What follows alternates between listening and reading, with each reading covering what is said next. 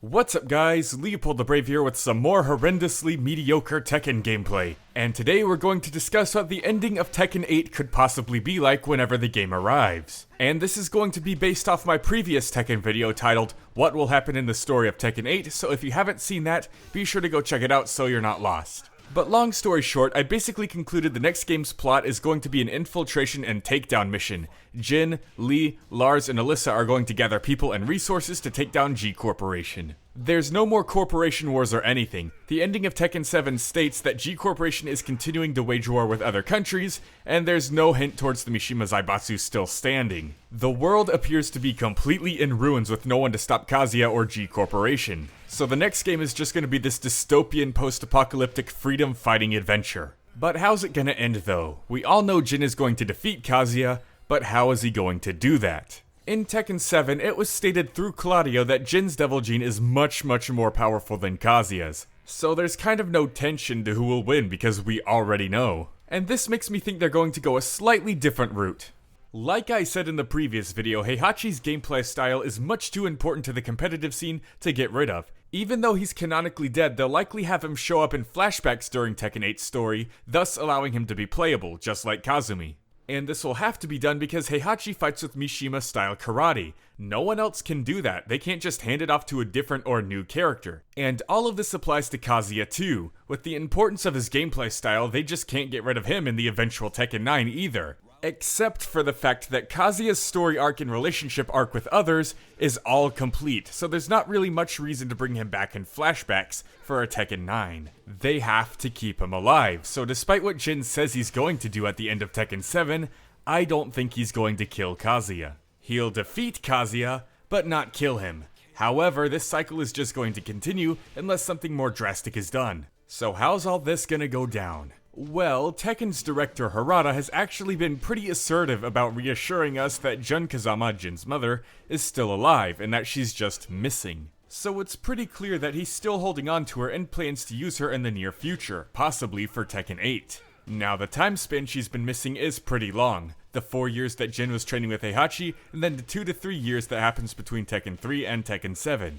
Yep, only 2 to 3 years between all those games. Tekken definitely needs another time skip, but that's a topic for another video. Anyways, since she's just missing, what was she doing all that time, and how does she contribute to this ending I'm theorizing? Well, to answer the first question, I think she's just training her pure Kazama powers, learning how to use them to their maximum potential. I believe that back in Tekken 3 when Ogre attacked her and Jin, she fled, leading Ogre away, and then eventually lost him. And then stayed hidden so Jin wouldn't be in danger if Ogre came after her again. So while Jin is training with Heihachi, Jun is training her own powers to become stronger, and she could eventually teach Jin, giving him true balance, which will allow him to master the Devil Gene and his pure Kazama blood. And this answer is supported by Jun's Tekken Tag 2 ending, where she appears to just be in the forest, training her powers and practicing and all that. And before anyone says anything, yes, Tekken Tag 2 is canon. Not all of it is, but some of the endings are. Just like in any other Tekken game. Lots of the character episodes and stories in Tekken 7 rely on stuff and info that was only learned and only exists in Tekken Tag Tournament 2. And now that we know where she is and where she was, let's discuss how she comes into Tekken 8 and will affect its ending. So I mentioned that with this big infiltration and takedown mission, that the gang is going to gather resources and people to help them take down G Corporation. And in the previous video, I mentioned that one of these characters is going to be Claudio. You see, Claudio's not a villain, he's just after Jin because, you know, he's a demon, exorcist, demon, it's a dog and mailman thing. But I'm sure that once he sees Jin's intentions are noble and pure and that he just wants to stop Kazuya and right his wrongs, then Claudio will join him and assist him in the fight. I bring up Claudio for a reason, remember him. Now, I don't know how this is going to happen, I don't know when this is going to happen in the story, but I do believe that when Jin or Lee or Alyssa or Lars is out recruiting people, they're going to come across Jun.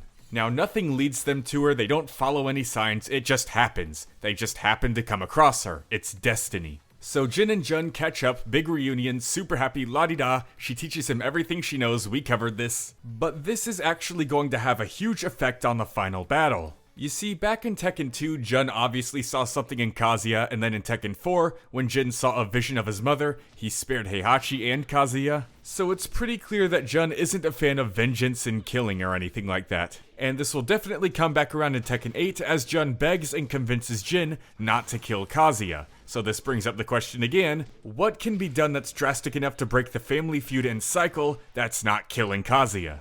If any of you have seen Avatar: The Last Airbender, I think Tekken 8 is going to end very similar to that. Instead of killing Kazuya, Jin is just going to defeat him, then use his pure Kazuma blood to suppress Kazuya's devil gene so Claudio can exorcise the devil gene out of him. Kazuya would be left powerless. He'd still be able to show up in future games as a playable character and as part of the story, but there's no way he'd be able to be big enough of a threat to keep the cycle continuing.